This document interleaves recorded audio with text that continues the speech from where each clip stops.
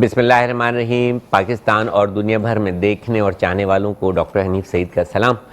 ناظرین، رمضان المبارک کا مہینہ اپنی پوری آب و تاب کے ساتھ فیوز و برکات لیے رحمت اسلام پر، رحمت عالم پر چھایا ہوا ہے، اور دعا ہے کہ اللہ تعالیٰ اس مہینے کی فضیلت کے طفیل ہمارے پیارے پاکستان کو استحکام اور سلامتی عطا فرمائے۔ آپ دیکھ رہے ہیں پروگرام صحت رمضان، اور یہ صحت رمضان میٹرو ون نیوز کی جانب سے جو خصوصی رمضان ٹرانسمیشن ہے اس کا ایک حصہ ہے۔ یہ پروگرام آپ روزانہ 29 رمضان المبارک تک رات 1 بجے تک 2 بجے تک میٹرو ون نیوز پر براہ راست دیکھتے رہیں گے انشاءاللہ تعالی۔ پروگرام کو پیش کرنے کے لیے ہمارے ساتھ تعاون کیا ہے Pakistan aesthetic hair transplant centre نے۔ Pakistan aesthetic hair transplant centre, جہاں خوبصورتی بولتی ہے، ویئر بیوٹی اسپیکس۔ ناظرین، پروگرام میں ہمارے درمیان موجود ہیں سب سے پہلے کریسنٹ گرین کریسنٹ ٹرسٹ کے آر ایم ڈی جناب مسٹر مصدق عزیز صاحب، اور ساتھ ہی تشریف فرما ہے ٹرسٹی گرین کریسنٹ ٹرسٹ کے ٹرسٹی محترم قابل عزت مآب جناب محمد سعد ضیاء شیخ صاحب۔ صاحب آپ کو بھی اور مصدق صاحب آپ کو بھی صحت رمضان میں خوش آمدید کہتے ہیں۔ شکریہ آپ لوگوں کی آمد کا کہ اپنے بہت ہی قیمتی وقت میں سے ٹائم نکال کر پروگرام میں رونق افروز ہے۔ ساتھ ہی تشریف فرمائے میرے نہایت ہر دل عزیز دوست، بلکہ جن کو میں اپنے بڑے بھائی کی حیثیت دیتا ہوں، ان کو بڑے بھائی کا درجہ دیتا ہوں، ہمارے ملک کے نامور اور senior hair transplant surgeon doctor جناب منظور قادر صاحب۔ منظور بھائی، صحت رمضان میں آپ کو بھی خوش آمدید کہتے ہیں۔ پروگرام کی ابتدا حمد و ثنا سے کر کے محفل کو پرنور بنانے کی کوشش کرتے ہیں، پرنور بناتے ہیں، بابرکت بناتے ہیں، اور میں درخواست کروں گا محترم جناب سلمان الحق صاحب سے کہ سید سلمان الحق صاحب سے کہ محفل کو بابرکت بنائیں حمد و ثنا سے۔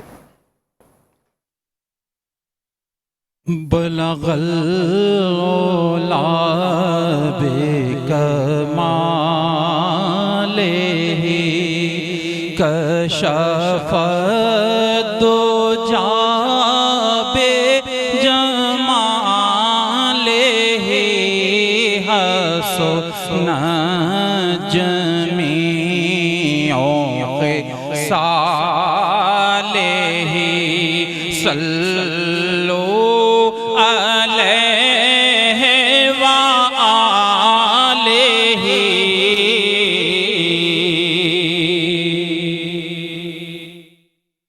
اور میں بروں سے لاکھ برا سہی، میں بروں سے لاکھ برا سہی،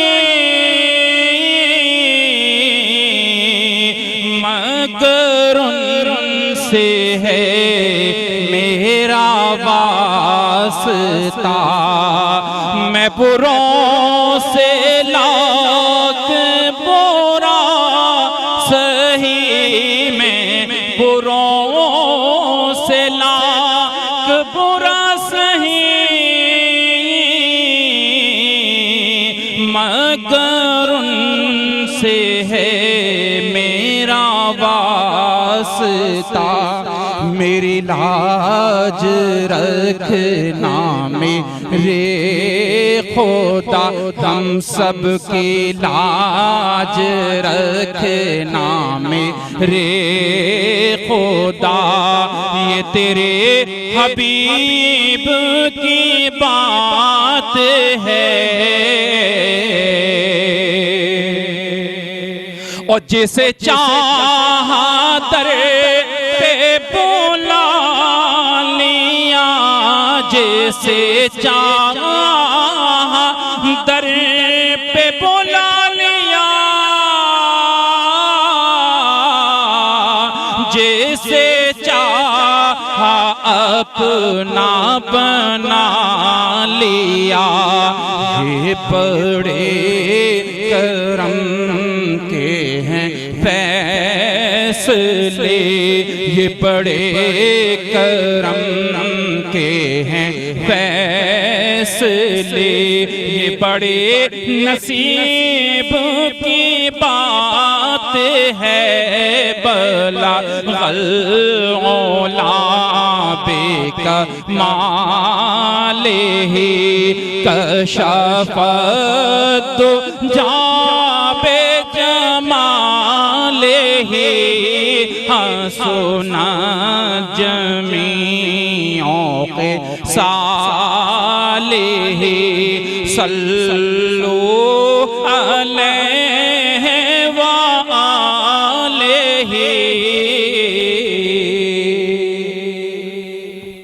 سبحان اللہ. میں بروں سے لاکھ برا سہی مگر ان سے ہے میرا واسطہ، اور جسے چاہا در پر بلا لیا، جسے چاہا اپنا بنا لیا، یہ بڑے کرم کے ہیں فیصلے، یہ بڑے نصیب کی بات ہے. صدقے جائیے آقا نامدار سرکار دو جہاں حضرت محمد مصطفیٰ صلی اللہ علیہ وسلم پر. ہماری جان آپ پر قربان.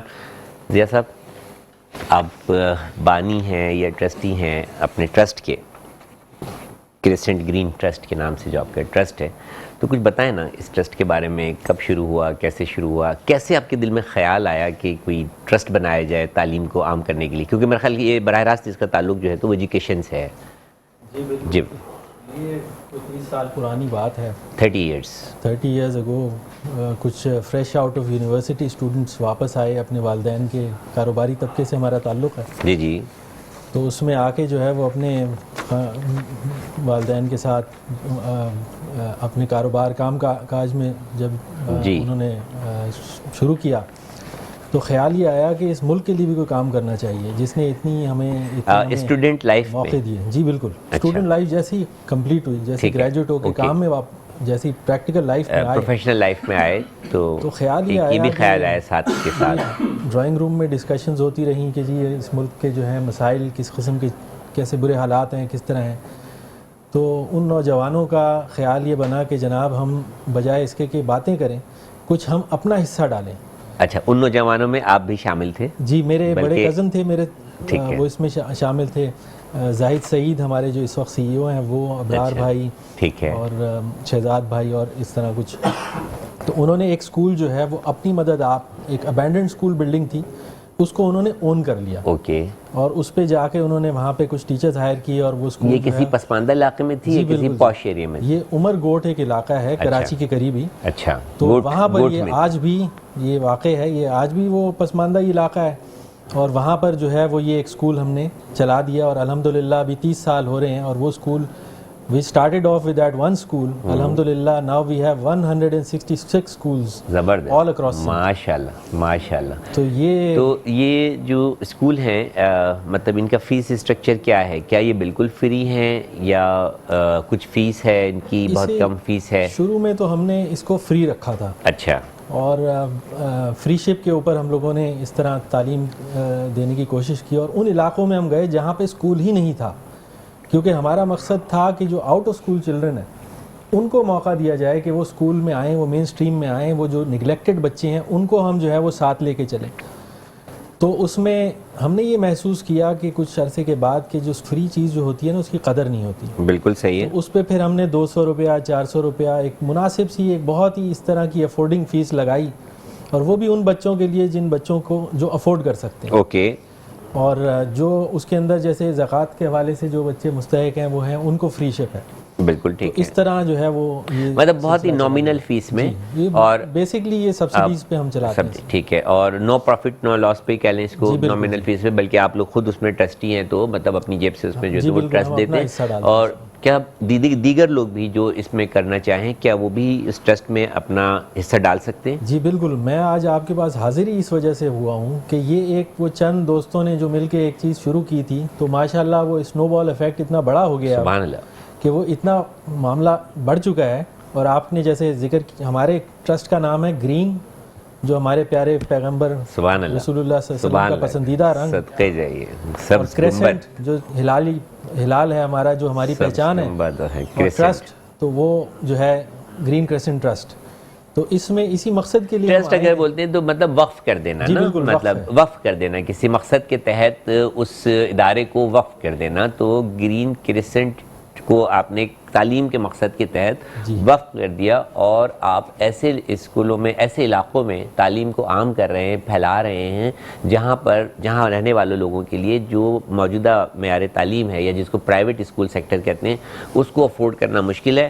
اور دوسری سطح پر جو گورنمنٹ اسکول ہیں وہ صرف برائے نام ہیں, مطلب اس طرح کے علاقوں میں جو بھی گورنمنٹ اسکول ہیں وہ ہوتے تو ہیں, بلڈنگ تو ہوتی ہے, لیکن وہاں پہ ٹیچرز اویلیبل نہیں ہوتے اور بہت سارے, مطلب آپ کو مجھ سے زیادہ علم ہوگا تو ذرا سا بتائیں کہ اس کے ساتھ ساتھ جو کام آپ کر رہے ہیں, ایک پرائیویٹ اسکول سیکٹر ہے, اس نے ایک بہت بڑا جو ہے وہ طبقہ کور کیا ہوا ہے, ہم اس کی تو بات ہی نہیں کر رہے, ٹھیک ہے, وہاں پر فیسیں جو ہیں وہ ہزاروں میں ہیں, مطلب اتنی ہوش ربا فیسیں ہیں کہ مطلب, اور ایک مشنری اسکول ہیں جو کہ مطلب بہت ہی نامنل سی فیس لیتے ہیں اور بہت معیاری تعلیم دیتے ہیں. ایک جو ہے آپ کے جیسے ادارے ہیں جو بہت ہی نومینل سی فیس پر, جو کہ ہر کوئی افورڈ کر سکتا ہے تعلیم کو اور اچھی تعلیم کو دے رہے ہوتے ہیں, لیکن گورنمنٹ کے بھی تو بہت سارے اسکول ہیں, وہ کیوں نہیں اس ملک میں تعلیم کو عام کرنے میں اپنا حصہ کیوں نہیں ڈال رہے؟ کیا وجوہات ہیں, کیا کہنا چاہیں گے؟ بڑا سوال ہے, آپ اس کو تفصیل سے بیان کیجیے. یہ بہت اچھی بات ہے, اور جیسا کہ میں نے آپ سے ذکر کیا نا کہ ہماری کوشش زیادہ یہ ہے کہ ہم بھلائی کے اندر حصہ ڈالیں, اور گورنمنٹ اسکول کے حالات کا کون نہیں واقف اس سے, تو وہ معاملات ہیں. لیکن اس میں ایک میں آپ کو خوشخبری سناتا ہوں جی کہ ہمارے جو اسکولز ہیں اس کے اندر تقریباً 21 اسکول ایسے ہیں جو گورنمنٹ آف سندھ کے اسکولز ہیں.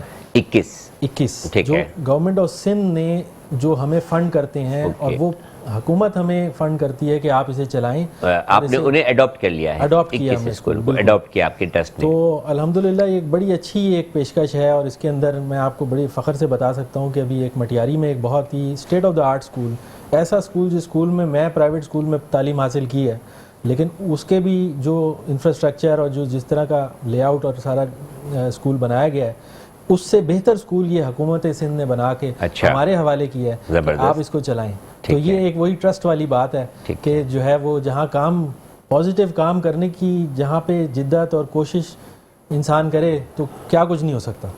بہت زبردست آپ نے کہا. گورنمنٹ اپنا کردار ادا کر رہی ہے, لیکن مطلب اس طرح نہیں کر رہی جس طرح اس کو تعلیم کو عام کرنے میں اپنا کردار ادا کرنا چاہیے. دوسرے میرا خیال ہے کہ جو تعلیمی بجٹ ہے گورنمنٹ کا, وہ بھی اتنا کم ہے کہ اس میں ایک معیاری تعلیم فراہم کرنا شاید ممکن نہیں ہے یا مشکل ہے. آپ میری اس بات کو... جی نہیں, میں بالکل اس اتفاق نہیں کر سکتا, معذرت کے ساتھ. میری علم میں جو بات ہے وہ یہ ہے. جی میں آپ کو یہ بتاتا ہوں, بلکہ آڈینس سے بھی میں یہ بات کرنا چاہتا ہوں کہ ہمارے اس وقت جو, اگر آپ نیشنل بجٹ لے لیجئے, اس کے بعد پھر آپ پروونشل بجٹ لے لیجئے فار ایجوکیشن, اور اس کے بعد پھر جو یونین ڈسٹرکٹ کاؤنسل کے بھی بجٹ جو تعلیم کے حوالے سے اگر آپ کریں تو یہ 1300 ارب روپے سے زیادہ ہیں پچھلے سال کے. تو یہ کوئی چھوٹی رقم نہیں ہے, بجٹ نہیں ہے, لیکن وہ صحیح طور پر استعمال نہیں ہوتا, بات کوئی دوسری طرف نکل جائے گی. مسئلہ اس کے استعمال کا ہے, بہت ہے. وہ میرا خیال ہے کہ ہم اس بحث میں نہ ہی پڑیں تو بہتر ہے. جو مقصد ہمارا ہے ہم اپنا کام کرتے چلے جائیں, کیونکہ کل جب خدا تعالیٰ آپ سے پوچھے, ہم سے پوچھے کہ جب آپ کے ملک میں, آپ کے شہروں میں, آپ کے گاؤں گوٹھوں میں تعلیم نہیں دی جا رہی تھی اور آپ تعلیم یافتہ تھے, تو اس تعلیم کو آپ عام کرنے میں آپ نے اب کچھ کیا, تو ہم کہہ سکے کہ ہاں اللہ تعالیٰ ہم اتنا ہی کر سکتے تھے تو ہم نے کیا, اور اس کے آگے سرخرو ہوں, بالکل اس حدود کی طرح, اس چڑیا کی طرح جو حضرت ابراہیم علیہ السلام کی آگ پر جو تو اپنی چونچ میں پانی بھر کر لاتی تھی اور ڈالتی تھی اور آگ بجھانے کی کوشش کرتی تھی. تو کسی نے اس سے پوچھا کہ تو باولی ہوئی ہے, میں اپنے الفاظوں میں بیان کر رہا ہوں, کہ تو سمجھتی ہے کہ تیرے دو قطرے سے یہ آسمانوں کو چھوتی ہوئی آگ بجھ جائے گی؟ تو اس نے کہا نہیں, مجھے پتا ہے کہ یہ آگ نہیں بجھے گی, لیکن جب روز قیامت میرا خدا مجھ سے سوال پوچھے گا کہ جب میرے حبیب کو آگ میں جلایا جا رہا تھا تو نے کیا کیا, تو میں کہہ سکوں گی میری چونچ میں جتنا پانی آ سکتا تھا وہ میں لا کے ڈالتی رہی. بالکل اسی طرح صدقے جائیے آپ لوگوں کے بھی, اور سلام ہے آپ لوگوں کو کہ جتنا حصہ آپ تعلیم کے اس میں ڈال رہے ہیں, ڈالتے چلے جا رہے ہیں, اور مطلب اپنا حق ادا کرتے چلے جا رہے ہیں. ایسے لوگوں کی حوصلہ افزائی کی ضرورت ہے, ایسے لوگوں کی مدد کی ضرورت ہے, ایسے لوگوں کے ساتھ جڑنے کی ضرورت ہے. ڈاکٹر صاحب میں ایک بات, کیونکہ آپ نے بات اتنی زبردست بہترین بات کی, یہ جو چڑیا کی حضرت ابراہیم علیہ السلام کا جو قصہ ہے, تو میری آپ سب سے درخواست ہے, آج ہم یہاں سحری کے پروگرام میں بیٹھے ہیں, تو ایک کپ چائے کا 30 روپیہ, ایک آپ کے جو ہے یہ ٹکٹ چلے گا 8891 کا شارٹ کوڈ, اگر آپ اس پہ کلک کریں اور اس میں آپ اپنا نام SMS کر دیں 8891 پہ, تو 30 روپیہ گرین کرسنٹ ٹرسٹ کو موصول ہو جائے گا. اور وہ جو چڑیا کے پانی والی بات ہے, وہ آپ کا حصہ تعلیم کے لیے آپ شامل ہو جائیں اس کے اندر. 30 روپے آپ کے اس پہ ڈالیں. جی بالکل, وہ ایک SMS کے اوپر 30 روپے ہیں, آپ ایک کریں یا جتنے مرضی آپ چاہیں, اپنا نام ڈال کے آپ ان لوگوں میں شامل ہوں جو بھلائی کی کوشش کر رہے ہیں اپنے ملک و قوم کے لیے. سبحان اللہ, سبحان اللہ. ڈاکٹر صاحب بہت تھکے ہوئے نظر آ رہے ہیں, مجھے معلوم ہے کہ آپ کلینک سے سیدھے آ رہے ہیں اور آپ نے بہت, میرا خیال ہے کہ چھٹی کا دن تھا اور آج بھی الحمدللہ آپ مصروف تھے.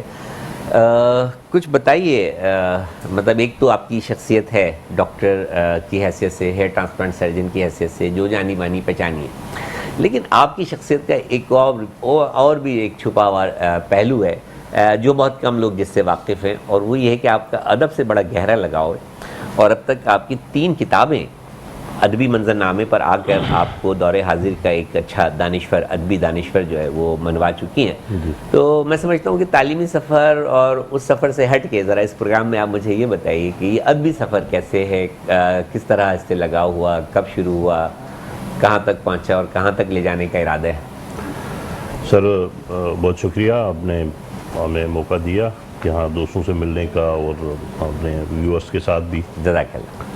دیکھیں, یہ ادبی سفر کی شروعات تو میری ہوئی تھی جب ہم میڈیکل کالج میں ہم نے داخلہ لیا تھا. اس کا مطلب ہے کہ جوانی جب آپ. جی بالکل بالکل, ارلی اسٹیج تھا وہ, تو وہ دور ہوتا ہے, لڑکپن ہوتا ہے, تو معاملات کچھ ایسے ہوتے ہیں اس دور میں, تو یقین ہر انسان متاثر ہوتا ہے. اچھا, تو مطلب شاعری کہہ لیں یا جو کہہ لیں تو وہ ریفلیکشن ہے. ریفلیکشن بالکل ٹھیک ہے. تو میں نے شروعات سراؤنڈنگ کا پوئٹری سے ہی کی تھی, لکھنا میں نے شروع شاعری سے کیا تھا.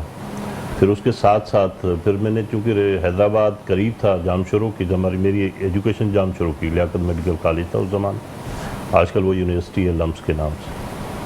تو میں نے ریڈیو بھی جوائن کر لیا تھا ساتھ ساتھ. اچھا, آپ کی آواز لگتی ہے الحمدللہ. تو ریڈیو میں ایز اے نیوز کاسٹر میں گیا تھا. اچھا, جو لوکل نیوز کاسٹنگ ہوتی ہے, اس کے ساتھ ساتھ پھر ڈرامہ, صداکاری, زبردست, اور پھر پروگرام, اسٹوڈنٹ افیئرس کے پروگرام ہوتے تھے, یونیورسٹی میگزین, وہ کمپیئرنگ کرنا.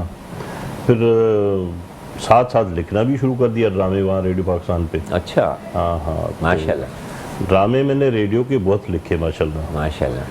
جب ہم گریجویشن کرنے کے بعد کراچی شفٹ ہوئے تو ریڈیو پاکستان کراچی پہ آ کے میں نے پھر وہی کام شروع کیا. اور میں سمجھتا ہوں کہ ریڈیو پاکستان جو ہے وہ ایک بہت اچھی تربیت گاہ تھی, جہاں پر آپ کا تلفظ ٹھیک ہوتا تھا, جہاں پر آپ کی آواز اور ہر چیز کو بڑی اہمیت دی جاتی تھی. جملے پتہ چلتا ہے کہ کس طرح بول رہے ہیں, کس لفظ کو کتنا اسٹریس دینا ہے, کہاں پہ پاس دینا ہے, کیا جملہ بولنا ہے, کس طرح بولنا ہے. بالکل, یہ ساری تربیت ریڈیو قائم کرنا ہوتا تھا ریڈیو کی آواز سے. جی جی بالکل. بہت بہت بہت. تو اب مطلب یہ کہ ڈاکٹری کے ساتھ ساتھ اتنی مطلب مصروف پروفیشنل زندگی, ہیئر ٹرانسپلانٹ سرجن, میں خود بھی کیونکہ اس شعبے سے وابستہ ہوں, تو کتنی محنت کا, کتنی ڈیڈیکیشن کا اور کتنی لانگ ٹرم مطلب یہ کہ ڈیوٹی آورز ہیں. تو ادب کو کیسے زندہ رکھا ہوا ہے؟ لگے ہاتھوں ایک سوال آپ سے اور کچھ. سر دیکھیں, ٹائم بہت ہوتا ہے ہمارے پاس. اچھا, مس یوز بہت کرتے ہیں ہم ٹائم کا. ٹائم ہوتا ہے لیکن ہم اسے پراپر استعمال نہیں کرتے, وقت کی قدر نہیں کرتے. ہاں, اگر آپ ایک ٹائم ٹیبل, ایک شیڈول بنا لیں تو اچھا استعمال کر سکتے ہیں اپنے وقت کو, جس میں سب سے پہلی اور بنیادی جو ہماری جو ذمہ داری ہے وہ یہ ہے کہ اللہ تعالیٰ نے جو ہمیں یہ زندگی, صحت مند زندگی عطا کی ہے, سبحان اللہ, اس میں اللہ تعالیٰ نے جو ہمارے اوپر ذمہ داری ڈالی ہے کہ آپ اس تعالیٰ ذات کے لیے کتنا ٹائم نکال رہے ہیں. پہلے تو یہ سوچنا ہے, سوال ہے یہ, پہلا سوال ہم سے یہ کیا جائے. سبحان اللہ. آپ خالق کائنات کو, جس نے آپ کو تخلیق کیا ہے, آپ اس کو کیا دیں. 5 سے 7 منٹ یا 10 منٹ کی نماز کا ٹائم تھا, آپ نے وہ ٹائم نکالا کبھی؟ جب اللہ تعالیٰ ہم سے پوچھے گا ہم کیا جواب دیں؟ بالکل. تو اس طرح آپ شیڈول بنا لیں کہ نماز اپنے مقرر وقت پہ پڑھنی ہے, اینی ہاؤ کچھ بھی ہو جائے. ٹھیک ہے.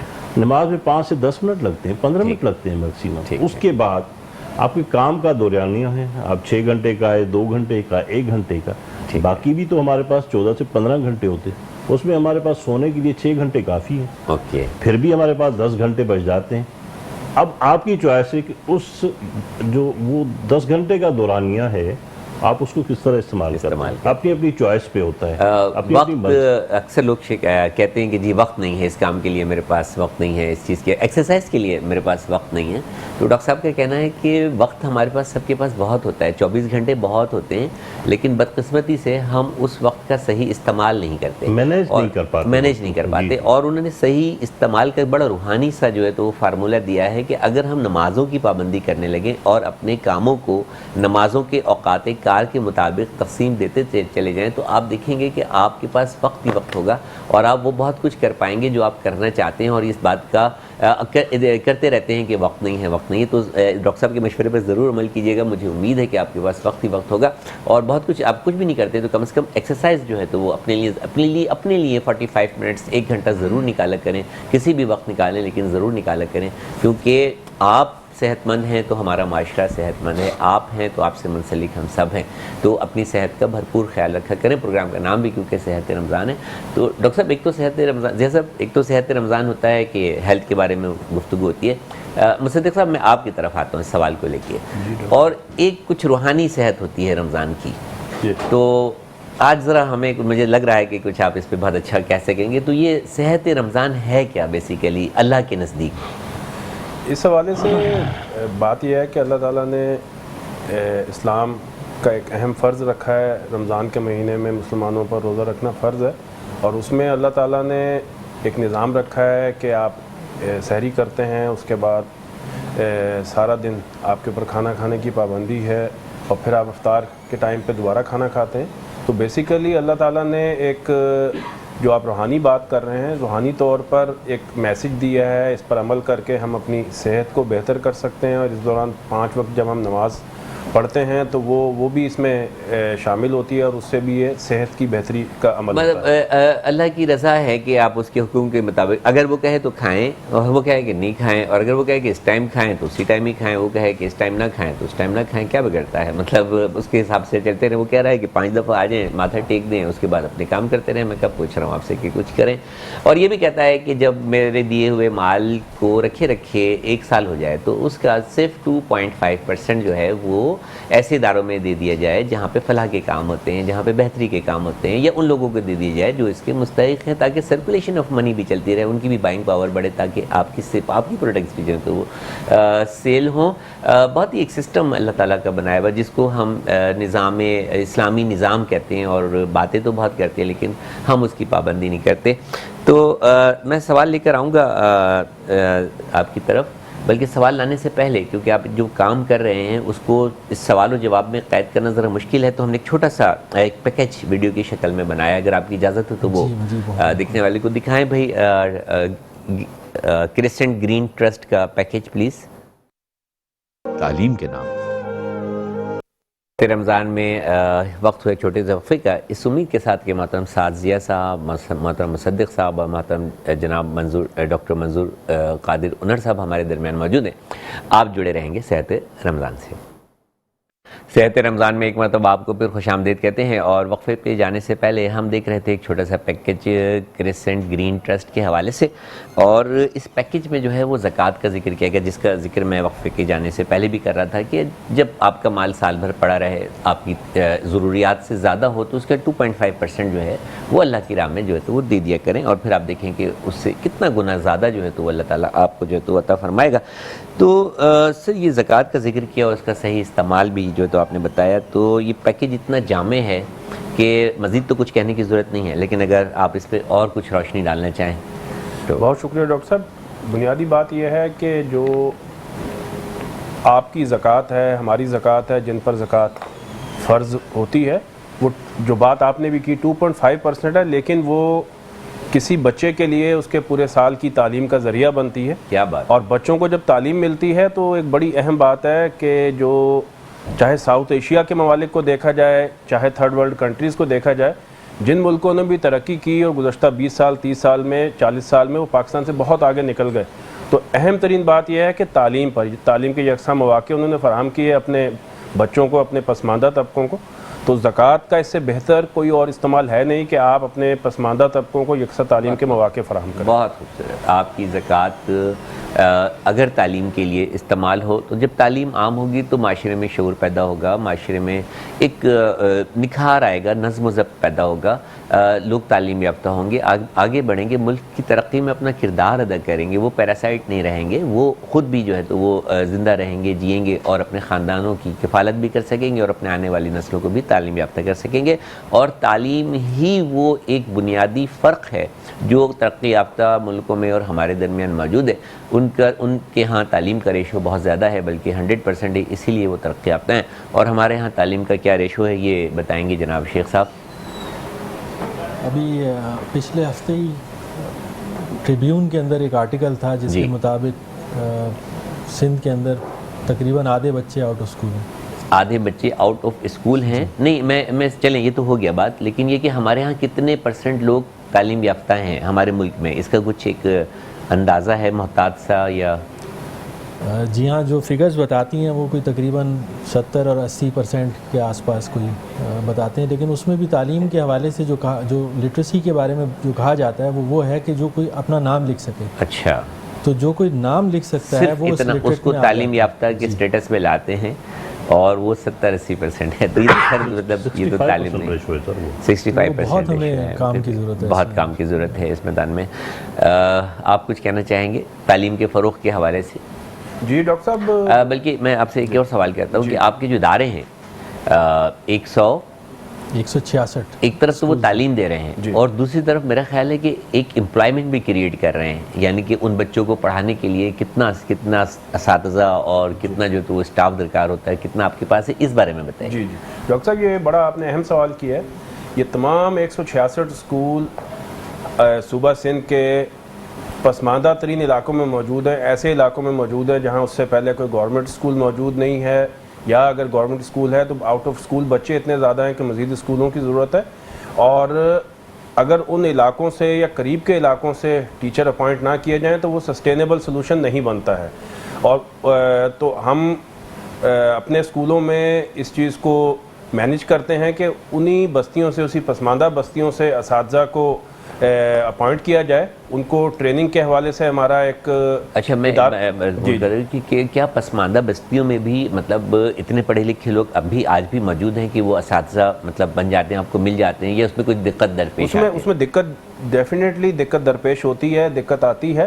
کئی دفعہ اس بستی سے بچے نہیں, ٹیچرز نہیں ملیں گے, پھر کسی قریب کے علاقے سے لیں گے, اور پلس وہ ممکن ہے کہ میٹرک پاس ہیں, انٹر پاس ہیں, گریجویٹ بھی ہیں, تو وہ کیونکہ جاب ایکسپوجر نہیں ہے, پڑھانے کا ایکسپوجر نہیں ہے, تو ایک ٹریننگ کی ضرورت ہوتی ہے. تو ٹیچرز ٹریننگ پر کام ہم کر رہے ہیں. گزشتہ 29 سال سے ہمارا ایک سیپریٹ ادارہ ہے CERD, اور جو کتنے ہمارے پاس اس وقت امپلائیز ہیں 1850+ ٹیچنگ نان ٹیچنگ اسٹاف ہے.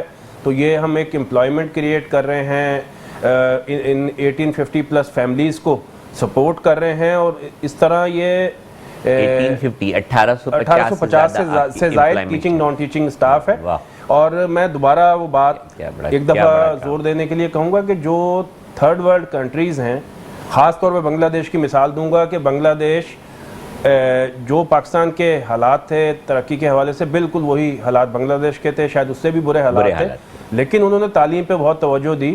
اس وقت وہ پاکستان سے تو بہت آگے ہیں, وہ انڈیا سے بھی آگے جا رہے ہیں, اور بنیادی طور پہ تعلیم نے اس میں کردار ادا کیا ہے.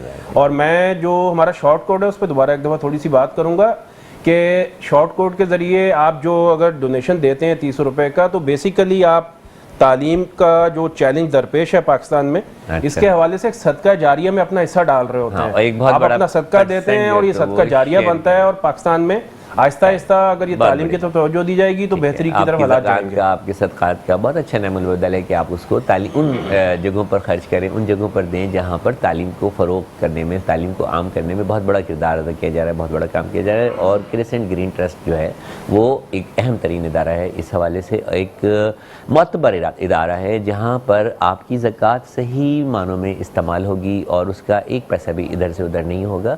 بہت ہی ریکگنائزڈ جو ہے یہ لوگ ہیں, بہت ہی آرگنائزڈ یہ لوگ ہیں، ان کی گفتگو سے اندازہ ہو رہا ہے ان کی جو وابستگی ہے اپنے ادارے سے، ان کی جو وابستگی ہے تعلیم سے، وہ ان کے لہجے سے، ان کی باڈی لینگویج سے ظاہر ہو رہی ہے، ٹپک رہی ہے۔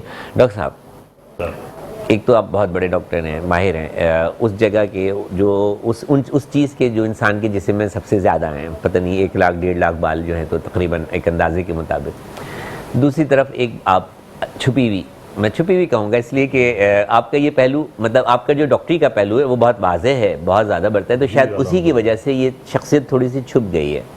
تو تعلیم جو ہے وہ ادب کی طرف لے جانے میں یا انسان کو باادب بنانے میں کیا کردار ادا کرتی ہے؟ اس کو یوں بھی کہہ لیں کہ تعلیم اور ادب کا کیا رشتہ ہے؟ دیکھیں تیرے شعور کا جو بنیادی جو بیس ہے یا جو جز ہے نا، وہ تعلیم ہے۔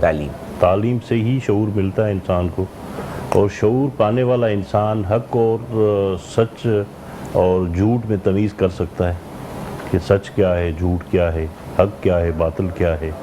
تو تعلیم کی بنیادی اہمیت ہے اپنی جگہ پہ، ٹھیک ہے۔ ایک عام آدمی جو ان پڑھ ہے، جس کے پاس تعلیم نہیں ہے، اس کی شعوری لیول اور ایک پڑھے لکھے انسان کی شعوری لیول میں فرق ہوتا ہے۔ یہی الفاظ اللہ پاک نے قرآن پاک میں بھی کہے، اور سب سے پہلی آیت جو نازل ہوئی وہ بھی ہے اقرا کے پڑھ، اور اس میں بھی ہے کہ کیا اندھا اور دیکھنے والا برابر ہو سکتے ہیں؟ کیا پڑھا لکھا اور ان پڑھ برابر ہو سکتے ہیں؟ تو وہیں سے ہمیں اشارہ ملتا ہے کہ تعلیم کی کتنی اہمیت ہے۔ سبحان اللہ، سبحان اللہ، ماشاء اللہ۔ ساتھ ساتھ یہ جو آپ مطلب ایک فیس لیتے ہیں نامینل سی، تو یہ تو ایک الگ چیز ہے نا۔ مجھے یہ بتائیے کہ جس معیار کی آپ تعلیم دیتے ہیں، اس تعلیم پر آپ کی ایک بچے پر سالانہ کاسٹ کیا آتی ہے؟ اس کی بھی ایک فیزیبلٹی آپ نے بنائی ہوگی نا؟ جی بالکل، ہاں، یہ تقریباً 15,980 سال کا ہے جی، ایک بچے کی، اور 1,500 روپے ایک مہینے کا جو خرچ آتا ہے، تقریباً 1,500 روپے مہینہ ہے۔ 1,500 روپے مہینہ ایک بچے کی ایک کے اوپر خرچ آتا ہے، اور آپ اس سے کسی سے نہیں لے رہے ہوتے ہیں، کسی سے بہت کم لے رہے ہوتے ہیں، کسی سے اور بھی کم لے رہے ہوتے ہیں، جو جتنا دے افورڈ کر سکتا ہے ایزیلی آپ اس کو دے رہے ہوتے ہیں۔ تو کیا ایسا بھی کیا جا سکتا ہے کہ ایسے افراد جو 15,100 یا 1,500 روپے مہینہ اگر افورڈ کر سکتے ہیں تو وہ ایک بچہ اڈاپٹ کر لیں، ایک بغیر پڑھے لکھے بچے کو تعلیم کے اس پہ لگا دیں، سفر پہ لگا دیں، صرف 1,500 روپے، تو کیسا؟ جی بالکل، بلکہ میں آپ کو اس کا ایک ذکر سناؤں، ہمارا جو ہے یہ تھر پارکر میں ایک اسکول ہے، وہاں پر جو ہے وہ آپ یقین کیجئے کہ اتنی عزت نفس اتنی ان کی اسٹرانگ ہے کہ ایک مزدور کا بیٹا جو ہے وہ ہمارے یہاں پڑھتا تھا، تو وہ اس کے پاس پیسے نہیں تھے کہ جی وہ فیس دے، تو وہ جو اناج جو اس نے اگایا تھا اور جو اس کو اس کا حصہ ملا تھا جو زمیندار سے، وہ اس کی بوری لے کے آ گیا ہمارے پاس، اچھا، کہ یہ آپ ہم سے بوری لے لیجئے لیکن میں اپنے بچے کی فیس کا حصہ دینا چاہتا ہوں۔ کیا بات ہے، مطلب یہ کہ عزت نفس، تھوڑی سی فیس لینے کی ایک وجہ یہ بھی ہے کہ کسی کی سامنے والے کی عزت نفس مجروح نہ ہو، اور جو واقعی نہیں فیس دے سکتا تو وہ زکوٰۃ کے فنڈ سے اس کو جو ہے تو وہ مفت تعلیم فراہم کی جاتی ہے۔ صحت رمضان میں وقت ہوا ایک چھوٹے سے وقفے، کہتے ہیں خوبصورت گفتگو ہو رہی ہے، دل تو نہیں چاہ رہا لیکن وقفہ بھی بہت ضروری ہے۔ ملتے ہیں ایک چھوٹے سے بریک کے بعد۔ پیکیج آپ نے دیکھا، اور جس میں شاہد آفریدی صاحب ہمارے ملک کے نامور کرکٹر، وہ بھی کہہ رہے تھے کہ تعلیم کو عام کریں، تعلیم کو عام کرنے میں اپنا کردار ادا کریں، ان کا ساتھ دیں۔ میں آپ کی اجازت سے جو بریک پہ جانے سے پہلے میں نے کہا کہ 1,500 روپے مہینہ تو میں اپنے ادارے Pakistan aesthetic hair transplant centre کی جانب سے ایک چھوٹا سا حصہ جو ہے تو وہ ڈالتا ہوں، اور ایک بچہ جو ہے کوئی بھی میں اڈاپٹ کرتا ہوں۔ اکٹھے میں پیسے نہیں دے پاؤں گا لیکن منتھلی جو ہے وہ میں اپنے اکاؤنٹ ڈپارٹمنٹ میں کہوں گا کہ وہ آپ کے اکاؤنٹ میں جمع کراتے رہیں۔ Pakistan aesthetic hair transplant centre, جن کا لوگو ہے ویئر بیوٹی اسپیکس، جہاں خوبصورتی بولتی ہے۔ ڈاکٹر صاحب سر، کیا واقعی خوبصورتی بولتی ہے؟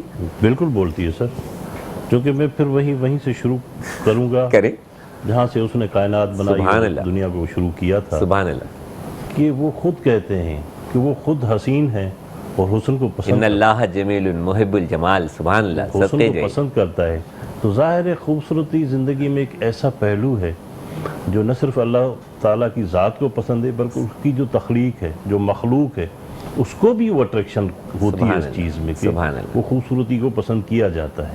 اور جہاں تک ہمارا تعلق ہے ہماری فیلڈ کا، میرا یا آپ کی فیلڈ کا، تو ہم تو ان نوجوان حضرات جو متاثر ہو جاتے ہیں ارلی ایج میں، جن کے دیکھیے بال خوبصورتی کا ایک وائٹل کمپوننٹ ہے. تقریباً میں نے اکثر لوگوں سے سنا ہے، وہ کہتے ہیں کہ بال جو ہے وہ انسانی شخصیت کا، مرد کی خاص طور پہ یہ انسانی شخصیت ہے، مور دین 60% شیئر کرتے بالکل. میں تو ظاہری شخصیت کا وائٹل کمپوننٹ ہے بیوٹی کا سر، بہت ضروری ہے. تو وہ جب آتے ہیں تو ان کی جو بہت اچھا لفظ استعمال آپ نے کیا، vital component of the beauty. Beauty is a package in the بال is the vital component of the. اللہ پاک نے ہمیں ایک ایسا ذریعہ بنایا کہ ہم ان کو وہ خوبصورتی واپس لوٹانے میں کیا اہم کردار ادا کرتے ہیں. تو یہ جو کام ہے ایستھیٹک کا، یہ اللہ تعالیٰ کی خواہش کے، اس کے تقاضوں کے عین مطابق ہے. شروع میں بڑے فتوے لگتے تھے ہم لوگوں کو، لیکن الحمدللہ ہم اس کو کہہ سکتے ہیں کہ ان اللہ جمیل محب الجمال. اللہ تعالیٰ خوبصورت ہے، خوبصورتی کو پسند فرماتے ہیں. اور ڈاکٹر صاحب جیسے لوگ یا مجھ جیسے ناچیز لوگ اللہ تعالیٰ کی اس پسند کو برقرار رکھنے میں کی کوشش میں رات دن مصروف رہتے ہیں. شاید اس کو ہماری یہی ادا جو ہے تو وہ پسند آ جائے، ہماری یہی کوشش پسند آ جائے اور ہماری بخشش کا ذریعہ بن جائے، ورنہ ہم بہت ہی گناہگار لوگ ہیں. مصدق صاحب آپ سے بھی چاہوں گا کہ کچھ لفظ خوبصورتی کے بارے میں کہیں کہ یہ ہے کیا. ڈاکٹر صاحب میں اس کو ایک ڈیفرنٹ انداز میں بیان کروں گا. ایک جرنلی تو یہ بات بالکل آپ نے صحیح کہا کہ وہ میٹر ہے کہ اگر آپ کے سر کے بال گرنا شروع ہو جائیں تو بہت پریشانی ہوتی ہے، اس کی طرف توجہ بہت دینی ہوتی ہے، پھر ڈاکٹر سے بھی رجوع کرنا پڑتا ہے. بالکل، یہ ایک بیماری ہے بیسیکلی. جی بالکل اسی طرح ہے. تو جو یہ بات ہے کہ وہ بال آپ کے واپس آپ کو مل جائیں، اس سے بڑی کیا خوبصورتی ہوگی. اور وہ جس کے بال اس طرح گرنا شروع ہو جائیں اس کو اس کا پتہ ہے، جس نے پھر وہ ٹریٹمنٹ مطلب جس کے بال نہیں ہیں وہ اس درد کو وہی محسوس کر سکتا ہے. ڈیفینیٹلی وہ آج کے دور میں یہ ایک سوشل ایشو بن چکا ہے. رشتے نہیں ہو رہے ہیں نوجوان لڑکوں کے. اکثر ہمارے پاس ان کی مائیں آتی ہیں، ایسے وہ یہ کہتے ہیں کہ ڈاکٹر صاحب مجھے بڑا ڈر لگتا ہے، سر کا معاملہ ہے، کروانا نہیں تھا لیکن مجبوری ہے. لڑکیاں دیکھتی ہیں ریجیکٹ کر دیتی ہیں کہ گنجا ہے لڑکا، ہم نہیں کریں گی. اچھا شادی کے دن تو کیونکہ ہمارے یہاں کلّا اور اس کا رواج ہے نا، تو شادی کے دن تو چھپ جاتا ہے، لیکن ولیمے کے دن کیونکہ سوٹ وغیرہ کا رواج ہے تو پھر کہتے ہیں ہائے ہے دولہا گنجا ہے. میں معذرت کے ساتھ تو اگر ایسے ہمارے دوست بھائی جوان جس بھی عمر کے لوگ ہیں اور ان کے سر پہ بال نہیں ہیں، تو یہ بات یقین سے کہی جا سکتی ہے کہ آپ کسی اچھے ہیئر ٹرانسپلانٹ، اچھے مصدق ہیئر ٹرانسپلانٹ سینٹر سے، کوالیفائڈ ہیئر ٹرانسپلانٹ سرجن سے رابطہ کریں. آپ کے ان بالوں کو ہم لوٹا سکتے ہیں واپس، جو ہے تو آپ کے سر پہ جو ہے تو وہ سجا سکتے ہیں اور آپ کو آپ کی کھوئی ہوئی خوبصورتی کو دوبارہ بحال کر سکتے ہیں. مثلا خوبصورتی میں بہت ساری باتیں ہوگی. میں چاہوں گا کہ آپ یہ بتائیے کہ اچھی تعلیم دینے کے لیے ایک ٹیچر کے ساتھ کتنے بچے آپ کے پاس ہوتے ہیں یا کتنے ہونے چاہیے؟ اس کا کوئی ریشو ہوتا ہے؟ جی بالکل. ہمارے یہاں اسٹوڈنٹ ٹیچر ریشو جو اس وقت لیٹسٹ جو ریشو ہے چل رہا ہے وہ تقریباً 25 ہے. 25 بچے ہیں، ان پر ایک ٹیچر، ان جی. کے لیے ایک ٹیچر ہے. ٹھیک ہے. اچھا آپ کے یہ دورانیہ کیا ہیں اسکول کے، عام اسکولوں کے مطابق؟ اور دوسرا ہے کہ کیا اس میں دینی تعلیم کا بھی کچھ بندوبست ہے؟ جی بالکل. یہ بڑا اچھا سوال آپ نے کیا، کیونکہ ہمارا مقصد جو ہے وہ ہمیں اللہ کی خوشنودی حاصل کرنی ہے. سبحان اللہ. اور ہمارا مقصد تعلیم کے ساتھ ساتھ شعور بیدار کرنا ہے اور ایک اچھا انسان اور ایک اچھا شہری بنانا ہے. تو اس سلسلے میں ہماری خصوصی طور پہ نادرہ اور قرآن کے حوالے سے بھی کلاس ہوتی ہے. سبحان اللہ. اور صبح کی اسمبلی کے اندر ہم سیرت النبوی سے کوئی بات، کوئی چیز ضرور لیتے ہیں، کوئی حدیث ضرور اس کے بارے میں بات چیت ہوتی ہے، تاکہ وہ بچوں کی روز مرہ جو زندگی ہے اس کے اندر جو ہے وہ ہماری رسول اللہ صلی اللہ علیہ وسلم کی سیرت شامل ہو جائے اور جو ان کی جو باتیں ہیں، جو چیزیں ہیں، اس سے ہم نسل کو آگاہ کر سکیں، ان کے میسیج کو جو ہے تو عام کر سکیں. نہ صرف دی گرین کرسنٹ ٹرسٹ کے تحت چلنے والے اسکولوں میں نہ صرف دنیاوی تعلیم دی جاتی ہے بلکہ دینی تعلیم کا بھی بہت زیادہ خیال رکھا جاتا ہے. حفظ و ناظرہ کا بھی انتظام ہے، ان کو احادیث بھی سنائی جاتی ہیں، ان سے آگاہی بھی دی جاتی ہے، ان کا رشتہ اسلام سے جو ہے تو وہ مضبوط کرنے کی کوشش کی جاتی ہے، کیا جاتا ہے. ڈاکٹر صاحب پروگرام کا وقت بالکل ختم پر ہے اور میں چاہوں گا کہ آپ ماشاءاللہ اتنے سینئر، اور دونوں آپ کے پہلو، ایک ادبی پہلو بھی اور ایک جو ہے تو آپ کا پروفیشنل پہلو بھی، اور ایک جانی مانی آپ جو ہے تو شخصیت اور ایک روحانی پہلو بھی آپ کی گفتگو میں ہم کو نظر آیا. تو جاتے جاتے کوئی میسج جو اس قوم کے لیے، نوجوانوں کے لیے یا پوری قوم کے لیے اگر دینا چاہیں تو؟ سر مجموعی طور پر میرا میسیج ہمیشہ یہی ہوتا ہے کہ انفرادی طور پر میں جہاں کام کر رہا ہوں، یعنی ہر آدمی کے لیے، ہر انسان کے لیے میسیج ہے کہ جو بھی میرے حصے میں کام آیا ہے وہ میں اپنے حصے کا کام صرف ایمانداری سے کروں کیا بات، تو کیا بات، یہ سارے مسائل آٹومیٹکلی کیا ختم ہو بات جائیں ہے، گے. کیا ایک جملے میں انہوں نے مسائل کو مقید کر دیا ہے کہ اگر ہر شخص اپنے حصے کا کام پوری ایمانداری سے کر لے تو سارے مسئلے خود بخود ختم ہو جائیں. جس کی ڈیوٹی جو ہے وہ صفائی پر مامور ہے وہ صفائی کا خیال کر لے، جس کی ڈیوٹی گارڈ پر مامور ہے وہ اپنا گارڈ بن جائے، جو ڈاکٹر ہیں وہ اپنی ذمہ داریاں اپنے پورے اس سے ادا کر لے، جو ٹیچرز ہیں وہ اپنی ذمہ داریاں اپنے حصے کے کام پورے ایمانداری سے ادا کر لیں تو سارے کے سارے مسائل خود بخود ختم ہو جائیں. بالکل اس طرح جس طرح پروگرام کا وقت بالکل ختم ہو چکا ہے. میں آپ سے اجازت چاہوں گا، آپ تمام مہمانوں کا شکریہ ادا کرنا چاہوں گا اور سلمان الحق صاحب سے درخواست کروں گا کہ محفل کو پرنور بناتے بناتے پروگرام کو اپنے اختتام کی طرف لے جائیں. ڈی ایچ ایس صحت رمضان سے ڈاکٹر حنیف سعید کو اجازت دیجیے. اللہ حافظ. سوز دل چاہیے چشم نم چاہیے، سوز دل چاہیے چشم نم چاہیے، اور شوق طلب معتبر چاہیے. ہو مدینے کی گلیاں میسر اگر آنکھ کافی نہیں ہے نظر چاہیے. ان کی محفل کے آداب کچھ اور ہیں، ان کی محفل کے آداب کچھ اور ہیں، ان کی محفل کے آداب کچھ اور ہیں.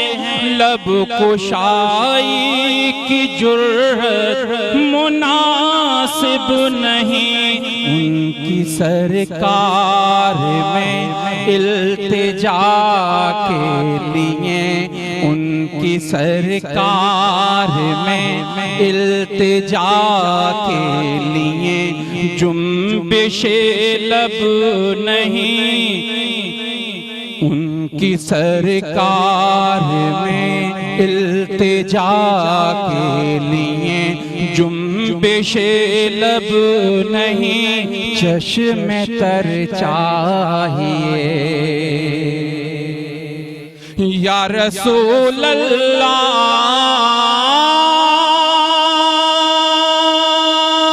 میرے آقا،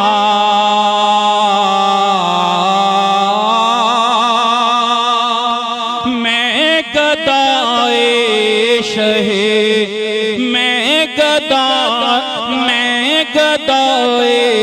در شاہ کونین ہوں، میں گدائے در شاہ کونین ہوں. شیش محلوں کی مجھ کو تمنا نہیں، میں گدائے در شاہ کونین ہوں.